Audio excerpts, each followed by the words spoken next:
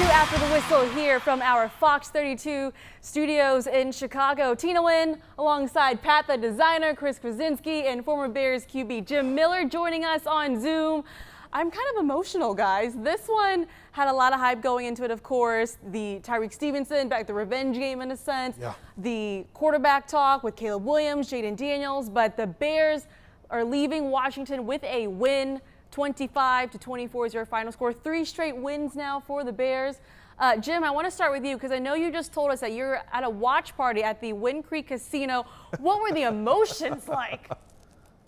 I was kind of telling you guys before. I did this watch party last year, and it was the Fail Mary that you just brought up, Tina, and you wouldn't believe just how irate people were. And the same people came back to this watch party that I remembered from a year ago. And if you would have seen this room, this sports book, this is a beautiful facility, by the way, it went bananas in here. I mean, the whole sports book, and we probably had it easily well over 200 people just erupted that the Bears got this victory. So it's almost like the agony defeat last year and the thrill of victory, and to see the same fans, just a total emotional difference of what it was a year ago. And that's what winning does. You know, the Bears now have a winning record. They won a game, and that's a signature win to go on the road and beat Washington, and how they lost a season ago. So it tells you the incremental improvements I think this team is making and the impact that they're having on their fans. Absolutely. It feels good to be on this side of things. I'm sure everyone was hyped there. We were also really hyped about it while we were watching this game. But, I mean, let's go ahead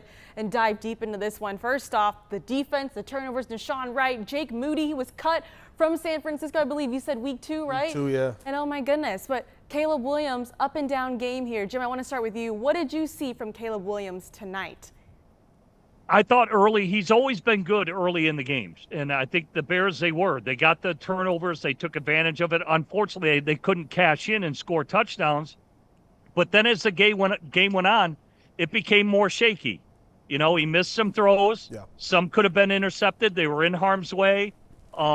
But then he rebounded. You know, there's nothing he can do when Zacchaeus drops that late drop late in the game. But at the end of the day, the Bears defense gives the Bears offense a chance. Mm-hmm. And he manages the clock beautifully to take them down, to put them in field goal range. And that's all you can ask him to do. Go out and win your team the game when you have the ball last. And he did that. But there were a lot of ups and downs throughout the game. Good early, shaky, good at the end. So it was inconsistent, but at the end of the day, just keep playing. Just keep playing. Don't worry about the bad plays. Mm-hmm. You saw him get frustrated as the game went on. Put it behind you. And he was able to put it behind him, and when it mattered the most, drove the team the yardage that they needed to get a game-winning field goal. So all-around good ending for Caleb Williams. Yeah, you saw him put it on that Superman cape there. The Bears defense today with 3 turnovers. What did you guys see from Caleb Williams? As tonight he finished 17 of 29, 252 yards and a touchdown. Listen, you can't say that it was a perfect game, right? It was a game that there were definitely some struggles in. But I thought you saw a game where Caleb Williams drove the team down, overcame what has to be one of the worst referee games we've seen of this year. Yeah, we're going to definitely talk about that, yeah. We got to break that down as well. But I thought in that second half, right, that touchdown to Roma Dunze gets called back. Felt really good about that drive. You got to overcome that, though. And it became, okay, is Caleb at the end of this game going to be able to do enough to get the job done? And even, I thought on that last drive, just do enough to where DeAndre Swift can kind of carry the load there. And that's sometimes all you need. Football's a team game. I know we want to make it all about the quarterback. I know it has to all be on his shoulders, but it takes all 11 guys on offense to be able to go out there and win a football game. And I think that's what you saw on that last drive, including the new Jake Moody to the Chicago Bears. I mean, you want to talk about specifically what we learned about Caleb, and we talk about the one thing the quarterback cannot do, and especially in that moment, is make a mistake, make a sack, fumble the football. We saw that earlier in the game. He had that snap slip out of his way. It was a little bit on Drew Dahlman, going a little wide, a little high on that snap. But in this specific instance, he took care of the ball. He did what he needed to do. On that little sweep play where he goes left, he slides to stay in bounds and that kind of stuff. These are the small plays that add up in the crunch time that people may overlook when you're talking about having a primetime quarterback and having that Superman-type quarterback where, he didn't make the game-winning play, but he put them in a position to have that game-winning play. When I was watching this game, at one point I thought to myself, no matter the outcome, it seemed like the bye week, the Bears figured something out with the run game. Jim, what did you see tonight from DeAndre Swift and this run game? I did. I thought early they ran the outside really well, and they came back to it late in the game. He had his biggest runs to the outside. I was hoping as the game went along that they'd call it more often, but they ran it early and they ran it late, and those seems to be the plays there really where they made a lot of hay running the football. Hey, I'm not opposed to running inside, but to me that's where Washington is weak as a football team. They're not big at their edge players. And the Bears were attacking it early, and I thought they should have went back to it a lot earlier than what they did than late in the game. But, hey, Ben called a great game, in my opinion. I agree with the assessment on the penalties. There were some questionable calls, especially the roughing the passer calls on Jaden Daniels. The first one, a forcible blow by Montez Sweat.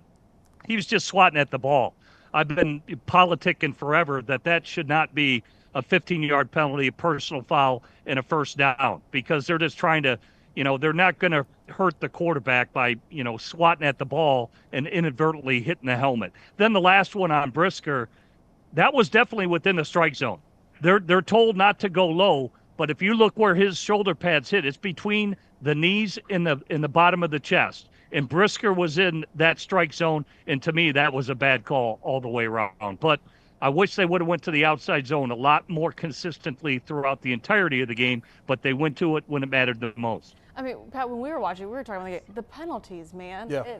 Questionable. Yeah. Especially with this refereeing crew. No, 100%. It's a new refereeing crew, first time referee in there, and you're going to have some of those moments where you have to know they're going to be a little bit more ticky-tacky early on, trying to make a name for yourself, right? But I think here's the thing. It's about, at a certain point, you got to overcome that no matter what. If Jaden Daniels finds a way to win this game, the Commanders aren't going to go, well, the refs really took that ball game away from us. They're going to say, we found a way to win the ball game and overcame the adversity that was there. I think what you saw from Caleb Williams in this offense, and I'll say the team as a whole at the end of that game in that fourth quarter, overcoming some of those tough calls, overcoming some of those calls that may go against you. That was stuff we weren't seeing in week 1 and 2 of the season. That was stuff we didn't see at all last season with the previous coaching regime. I think that's a true step in the right direction of, yes, these penalties are going to be there, but you know what? If we lock down and we handle what we can handle, we can still find a way to win ball games versus good football teams. The Commanders are a good football team. Just because the Bears beat them, they don't all of a sudden become a bad football team like I'm sure social media is going to do. I mean, I want to talk about the penalties that weren't called. And what I mean by that is I want to talk about, a refereeing crew that is, trying to make names for itself, that's going out there throwing flags. Yeah. Some of the ones that we saw that were bad, the legal formation one on Theo Benedict, I know we can all agree that was not a foul. At all. But I want to talk about if you have a crew that is looking, if you're saying, give me a reason to call this penalty. The offensive line did not give them that many reasons, specifically Theo Benedict, specifically Darnell Wright. Yeah. We're seeing guys that came into their own today that towed the line between physicality and agility. There is a specific play, I believe, where Darnell Wright sprung DeAndre Swift, where he was pulling and he sealed off 2 guys and let him cut right on the inside. That's the kind of thing that you drafted Darnell Wright for. That's the kind of thing, that's the talent that Ryan Poles saw in him coming out of Tennessee, and Theo Benedict too. We're talking about the one thing that Dan Rochard told me earlier this week during, I believe it was Friday when they were talking to the assistant coaches. He said the one thing that Theo does, a real reason he was able to rise up the depth chart during the preseason and training camp, is because he learns. He takes a lot of the reps. If he has a bad rep, he learns from it, and then he puts a good one in front of him. And that's what we've seen consistently from Theo. And on the left side, against this really tough physical Washington front, he not only held his own, but he helped spring DeAndre Swift, well over 100 yards, over 160 yards from scrimmage, the 55-yard touchdown that he had, the reception that he had. He's not sprung without the offensive line guys. Yeah. Bears today, 145 rushing yards. Before we continue on, I do want to remind everyone that's joining us, especially on YouTube, be sure to leave a comment and, of course, hashtag after the whistle, and we will read your comments later on in the show. Let's talk about a little bit more about Theo Benedict. Obviously made his first NFL career start at right tackle against the Raiders, but this week got his first NFL start there at left tackle. Jim, what did you see from him on the offensive line? Yeah, I think he's tough. I think he's physical. I think he's extremely smart. And I just think now that they've settled in with their offensive line, they're going to gel. I think it helped having the bye week, coming out of the bye week. I do think that was the best effort by the offensive line in any game that they played so far, probably because there's just more continuity. Yeah. They know it's settled now. They know the direction it's going to go in. And I give Darnell Wright a lot of credit. You know, I know he's dealing with the elbow injury. He came out tonight, did have, I think, one penalty that I saw, but much like you guys talked about, pulling on that play that's called a flip 8 crack play. He's got to be the lead blocker on that. Shows for how big he is, how he can move. He's a big guy to go around, and I thought he played with a lot of physicality when they needed it. So I think overall as an offensive line, Dan Rochar is probably going to be pretty happy because they're starting to gel. They're starting to have continuity, and they may have just found their answer at left tackle. Yeah, no doubt about that. His college coach, Blake Nill, said that he plays with an edge, and he's got athleticism to him. What did you see from him tonight? Listen, I think when you look at the offensive line as a whole, but especially Darnell Wright, just the aggression and the focus. I remember early on in the season talking about Darnell, and I think even Theo, and it kind of plays into all of these guys.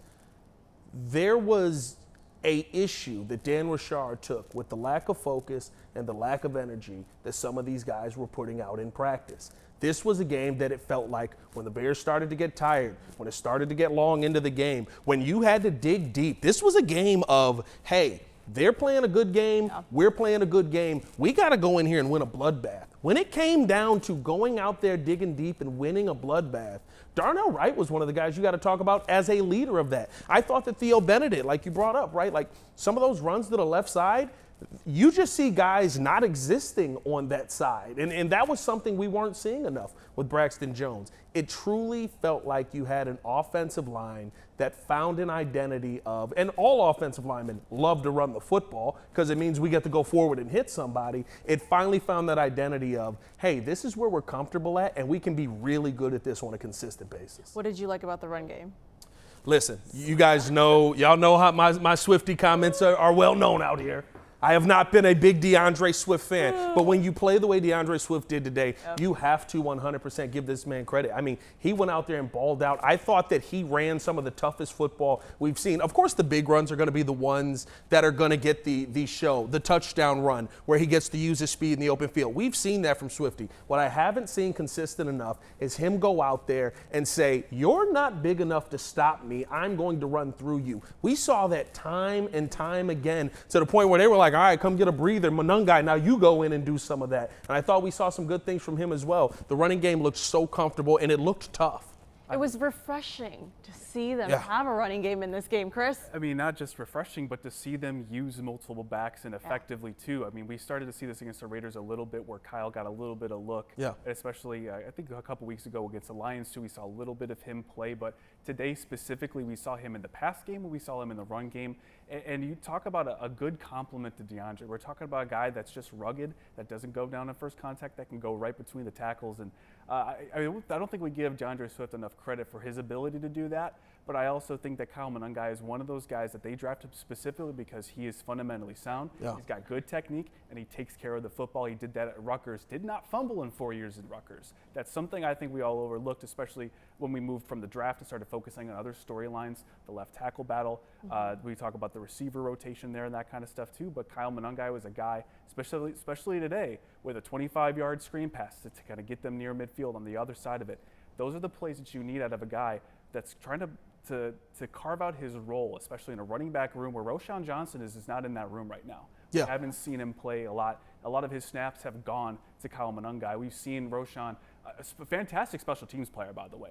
We've seen him make a lot of good special teams plays, but I think in this specific instance, we're talking about a guy that really showed out today, and I would love to see more of him as the weeks go on. Yeah, Bears now with their third straight win. Ben Johnson has talked since training camp, hey, the bye week was going to be a good time frame for them to kind of reevaluate everything. Jim, what else encouraged you about this game?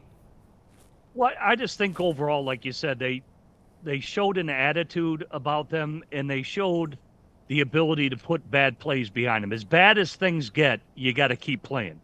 You know, they knew the situation that, hey, we kind of need to cause a fumble here on defense and get a turnover. They started the game with the two big turnovers. They get the key turnover. Whether Jaden Daniels fumbled the the snap and the missed handoff. It doesn't matter. Yeah. The defense had to make the play. They had to get the turnover, and they did. And they did. So just keep playing. At the end of the day, if you keep playing, if you compete, good things are going to happen. And you'll put yourself in a position to win. But you got to keep playing. You got to keep competing, because it always could be that one play that turns it around, that turns momentum. And we've seen so many games this year in the NFL that come down to the last moment. So the Bears have now experienced it. This is the standard. This is what you have to do every week. You got to fight. You got to claw. You got to play with heart. You got to play physical, and you got to play every single play, because it's one play that can really turn the momentum, turn an outcome in your favor, as long as you continue to play and play hard. And I think they did that the entire game tonight.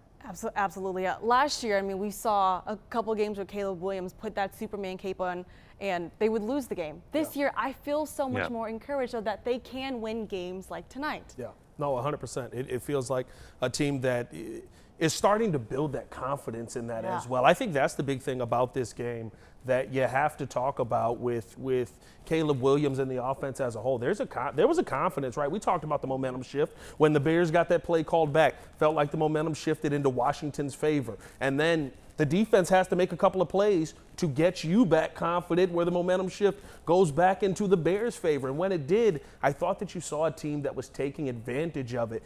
It felt like you always had a chance to win that game, even when it got close, even when the Commanders took the lead. And that's something we haven't seen from this team in the past. And I love the fact that it's something that I feel like from the Raiders game has slowly continued to develop. You talk about an opportunistic defense. I mean, you want to talk about the way they started the game? Yeah. They set the tone with 2 turnovers, forcing a rookie running back to cough up the football. And for the next 2 quarters after that, I mean, he wasn't really a factor into the game. But we want to talk about that last drive where they're forcing a fumble to take over near midfield with a chance to go win the game. And they didn't give up the ball after that. 3 minutes to a game-winning field goal. These are the parts of the Bears where we're starting to see them develop to a point where I don't know if they could do that last year, run out the entire clock. I don't know if they would go through that entire drive without committing a penalty. Get to the 10. I mean, like the field goals last year, we're at the 40. Hope for the best. What was the, I think that's something. I do definitely think that's something to note.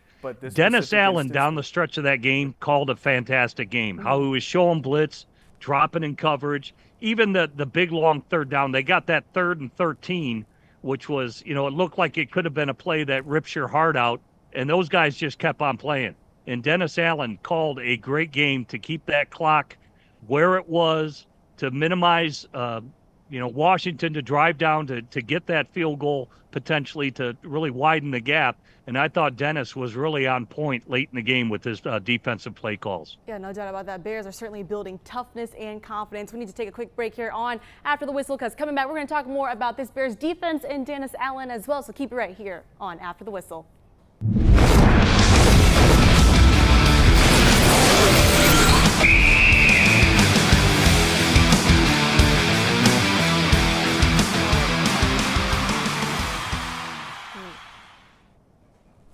My fault.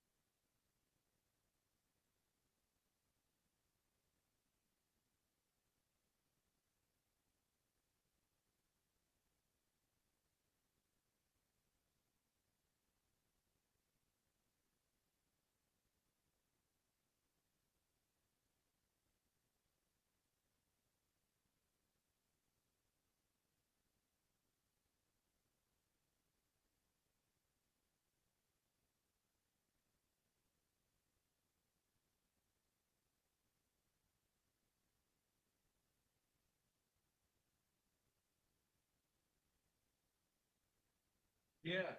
Oh, absolutely, brother. How are you? You doing all right? Solid. I'm good. Yes. Yeah.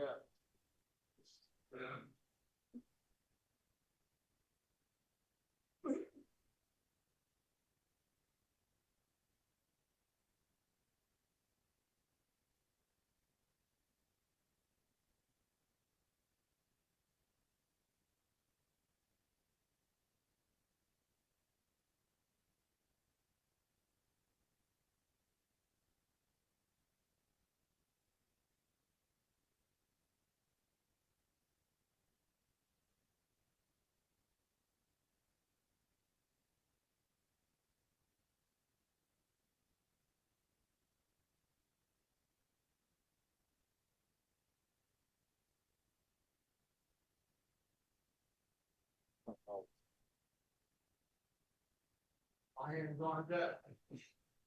All hands on deck, please.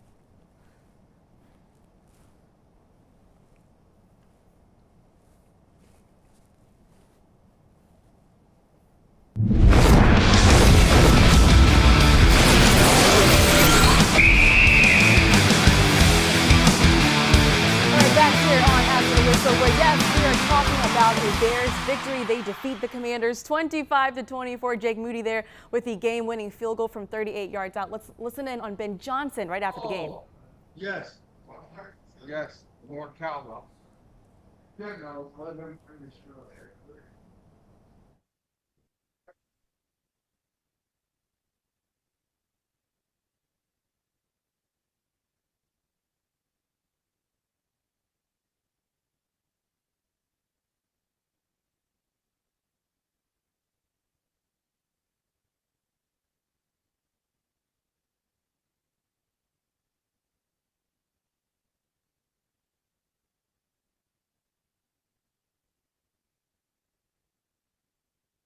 All right, looks like we are having some slight technical difficulties. We'll see if we can get it back to Ben there in just a moment. But let's talk more about this. First off, before we talk about the defense and dig a little bit deeper into that, I want to talk about the 4th and 1. A couple guys got game balls here tonight. Just kidding. Here's Ben. Moody came through for us. I mean, 4 field goals, and we needed every point we could get there.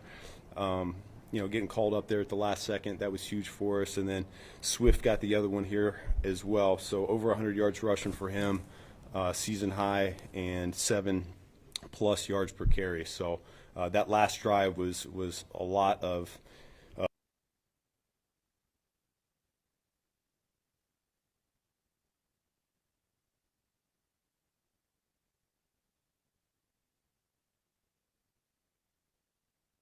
thought it was a really good team win here. That's a really good opponent that we went against in a very hostile environment, and I thought all 3 phases came through for us when needed. So, you know, it was not our cleanest game. We made a number of mistakes, and penalties were an issue, but once again, our team was resilient, and they found a way to win. So very proud of them. I thought defensively the takeaways were huge for us. Obviously, I thought Dennis Allen, I thought the defensive staff did a phenomenal job coming up with a sound game plan. That's a very difficult offense to try to have answers for, and yet they were able to come up with something that we felt good about, and then the guys went out and executed it as well as they possibly could. So big shout out to them.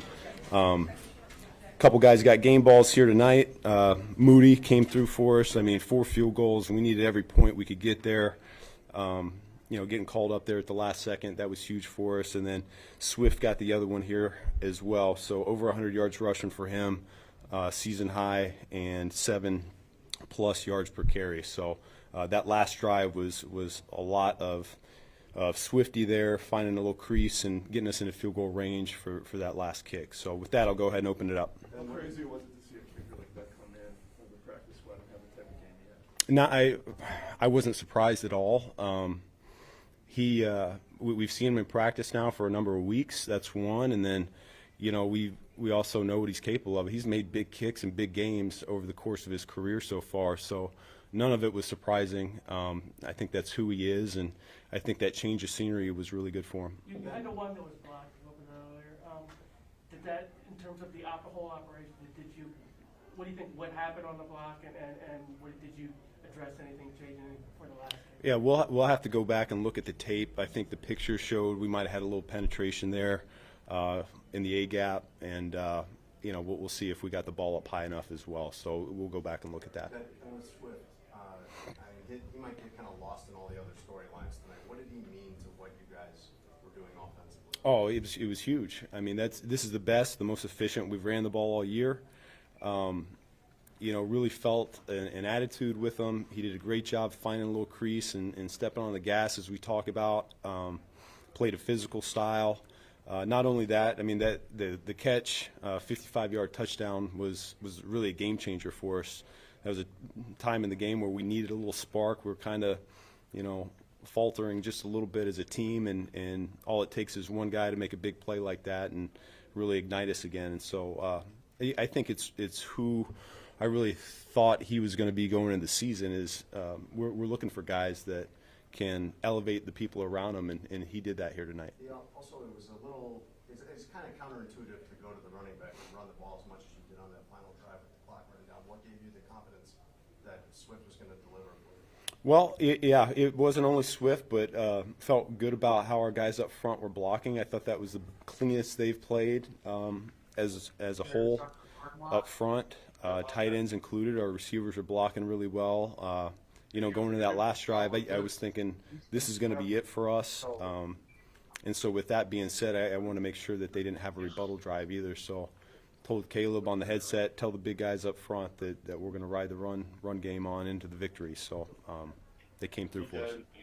Coach, you talked about the hostile environment. What would you say about Caleb, the way he managed his motions, ties to the area after everything that happened last year and coming out? Yeah. Something I was conscious of going into the week, and really didn't talk a whole lot to him about it. Just said, hey, get your affairs in order if you got people coming to the game, and that's all we said. And other than that, he was the same guy throughout the entire week. Last night, we're having our last few meetings, and some guys like to go see family or people in the area, and he's there, and we're having our quarterback meeting, and I see him in the chow hall having some snack late at night too. So I mean, he was locked in, and he just was all about trying to find a way to win this game and do a good job for his teammates. So really proud of how he handled the week. I'm a dog. Game, we saw a few different ways to get guys the ball, whether it's a pitch or a toss, straight handoff. Like, how do you know when to kind of dial up the creativity when it comes to getting guys the ball? Yeah. No, I honestly, this was probably the smallest menu we've had going into a week, and maybe that has something to do with us being able to execute a little bit better, a little bit less volume. But like you said, we had just a few different ways that we wanted to attack this team, and they did a good job executing it. I know your message a couple weeks ago was, the book on the Bears is that they can't close, and then you close against the Raiders, you close. All right, back here on After the Whistle, Tina Nguyen, Pat the Designer, Chris Krasinski, Jim Miller here joining you. You just heard from Ben Johnson as the Bears defeat the Commanders 25-24. Ben just said, it's the best that they've ran the ball all season long, right? Yeah. No doubt about that. I want to talk about this real quick before we talk about the defense a little bit too. The play call on 4th and 1. What was going on there, Jim? One, I think Caleb threw an inaccurate pass, from what my recollection was on the particular play. And I thought that was one of probably 3 throws that, he kind of misfired on. And I go back to that 2-point play too, when the Bears went for a 2-point. Manungai's open in the front of the end zone, the front pylon. And to me, that's who the play was designed to go to. It's a quick pass to the flat, hit the front pylon, and Caleb missed that throw too. So these are things he can correct. These are things that he can get better at. He's not a finished product by any stretch of the imagination. So he's got a lot of work to do to get better. And I thought they left a lot of offense out on the field. Personally, I thought they left a lot out there. And Caleb will correct that. And like I said, when it mattered the most, he put it behind him. They did rely on the run game, and he managed the clock and did everything he could to get him in a position for Jake Moody to win it. And Jake Moody's a whole nother story. I mean, this guy basically he was a draft pick by the 49ers who got cut. Yeah. They released him. Very rarely do teams draft kickers. This guy does have a very good leg, but for whatever reason, he got the case of the yips out there for the 49ers, and here he comes through for the Bears, and couldn't happen at a better time for him. Maybe a change of scenery was a good thing, and maybe good things to come from Mooney. Pat, did you agree with that play call on 4th and 1? Listen, how you were running the football, I would have rather seen you run the football there. I think there were a handful of plays that Ben probably wants back that he called today. But I thought overall, you saw Ben Johnson today that as far as marrying the run and the pass, I thought that he was pretty elite with all day. There's going to be those plays that you call that you say, hey, I just need my guys to go out there and make a play. That was one where Caleb had to make a play. I agree with Jim. A little bit late on the pass, almost threw an interception on that play. Like there was a compound of things that could have happened there that could have put you in a bad position, but you don't get that play, and now all of a sudden you kind of look at that and you go, well, that's kind of the woulda, coulda, shoulda of you can put this game away. Those are the ones you got to have. To me, those are the plays that as Caleb Williams continues to learn, that's what turns this offense into, hey, you went out there versus a good Commanders team and played a tough game and scored enough points to win, to you went up there versus a Commanders team and your offense absolutely put them away early and kept their foots on their throat, very similar to what we saw versus the Dallas Cowboys this season. Well, let's talk about this defense now because they set the tone early on. There are 2 turnovers there to start this game. TJ Edwards, Kyler Gordon making his season debut. Chris, what did you see from those 2 guys? I saw aggressiveness, especially when they were sending TJ and some blitzes right up the middle a lot. They were really trying to make Jaden uncomfortable from the start, and I think that was a big reason why you saw some of those pass plays where he's a little inaccurate, especially when he was trying to throw short. They were affecting him early, and that's exactly what they wanted to do. I know there were some moments where he slipped out of the pocket, got a couple scrambles for about 10, 15 yards, and I mean, if you're a Bears fan, you're looking at that, you're like, oh, so that's what that feels like when Caleb's able to do that to somebody else. But I think it's interesting to see that, and it's interesting that they're sending TJ on those kinds of blitzes right away early in the game. And I think we saw Kyler Gordon that it may need another game or 2 before he fully gets his sea legs under him. Jim, what did you see from Kyler and TJ today? Yeah, I think one, they got good playmaking ability. It's really good against an RPO offense, which Washington runs, that you get speedy guys who are athletes out on the field. And like you said, I know both have missed significant time, but they're still playmakers. Yeah. I mean, both have played a lot of football. TJ, you're not going to fool him too many times. He's got a lot of speed. He can cover guys out of the backfield for mismatches and things like that, where basically Noah Sewell has struggled, in my opinion. But Kyler Gordon, this is the player Dennis Allen has been talking about since training camp. There's a lot of things you can do with Kyler Gordon. He's got blitz ability. He can cover man-to-man. He gets a ton of turnovers. So he's a weapon that is now inserted back into the lineup, and I think it's going to get better and better moving forward with how Dennis Allen is going to utilize his skills. All right, we need to take another timeout here on After the Whistle, but keep it right here because guess what? We are bringing back the panic and the hype button here. All right, we'll be right back.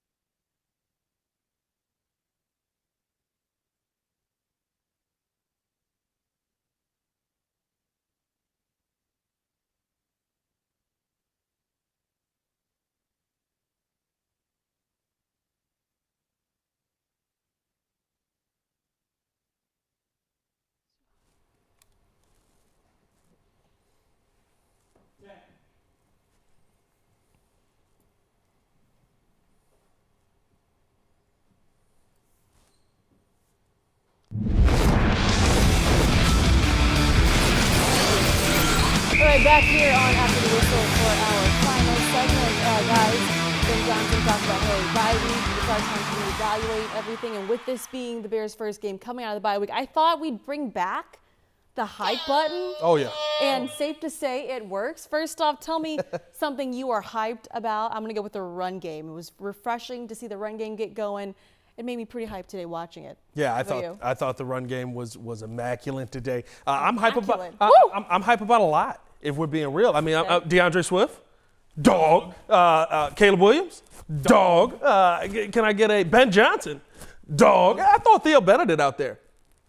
Dog. Yeah, man, like I'm hyped. Like right now, this is I'm waiting for the dap at one point for all of dog. I mean, like Jim said it earlier in the show. This is a statement game. I'd like to add one more on top of that. Jake Moody, dog. We're talking about guys comes right off the practice squad and right into our hearts. That's clutch. A writer. That was well done. Spoken like a writer. That was well done. Jim, tell us something you're hype about. Well, what I'm just hyped about the attitude. You know, I think that was a winning attitude performance, you know, where you got to fight, play every down, play till the end of the whistle, play a 60-minute game. And at times it's not always pretty. You know, they'll get the pretty and they'll get the style points the more they continue to play, the more they continue to win, the more they understand their coach, what he's asking them to do.